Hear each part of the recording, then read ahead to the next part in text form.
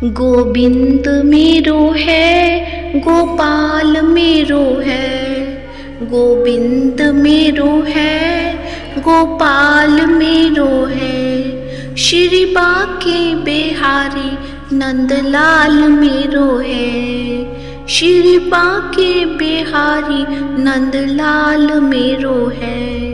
गोविंद मेरो है, गोपाल मेरो है। जय श्री कृष्णा। प्रिय भक्तजनों, आप सभी का मायरा वॉइस चैनल में हार्दिक स्वागत है। आप सभी को चैत्र मास की कामदा एकादशी की हार्दिक शुभकामनाएं।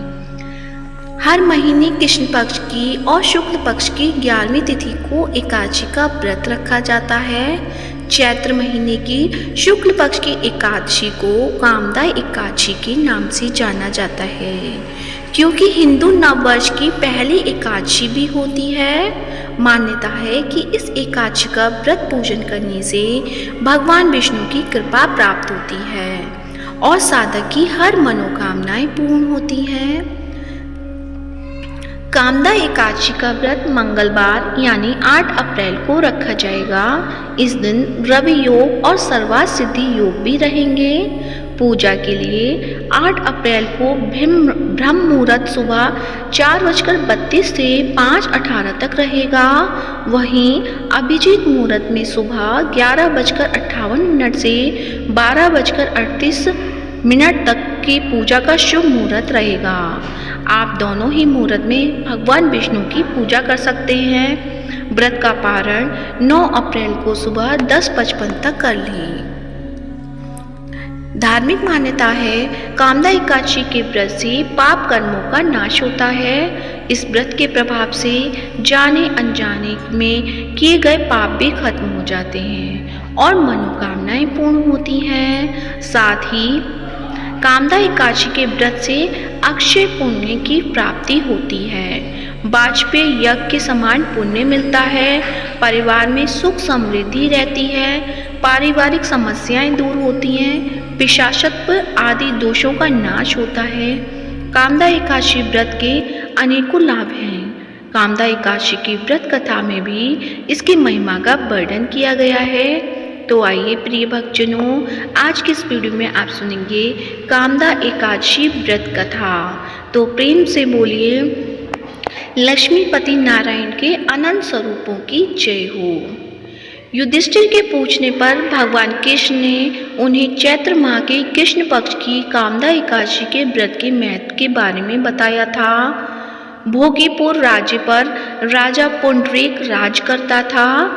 उसके राज्य में धन और ऐश्वर्य की कोई कमी नहीं थी। भोगीपुर में ललित और ललिता नाम के युवक और युवती भी रहते थे और दोनों एक दूसरे से प्रेम करते थे।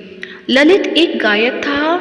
एक बार जब वह राजा पुंडरीक की सभा में गायन कर रहा था, तभी ललिता को देख उसका ध्यान भटका और उसके सुर ताल बिगड़ गए। राजा पुंडरीक को इससे गुस्सा आ गया और उसने क्रोध में आकर ललित को राक्षस बनने का शाप दे दिया। श्राप के प्रभाव से ललित राक्षस बन गया और उसका शरीर 8 योजन में फैल गया। श्राप के कारण ललित का जीवन कष्टपूर्ण हो गया। उधर ललिता भी दुखी रहने लगी। एक दिन ललिता घूमते घूमते विंध्याचल पर्वत पर पहुंच गई। वहीं श्रृंगी ऋषि का आश्रम था। वह आश्रम के भीतर गई तो श्रृंगी ऋषि को प्रणाम किया। श्रृंगी ऋषि ने जब ललिता से आने का कारण पूछा तो उसने रो रो कर अपने मन की पीड़ा बताई।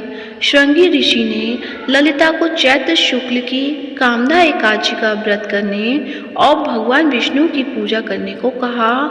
ऋषि ने कहा कि इस व्रत का पालन करने के बाद इस व्रत का पुण्य ललित को प्रदान कर दो।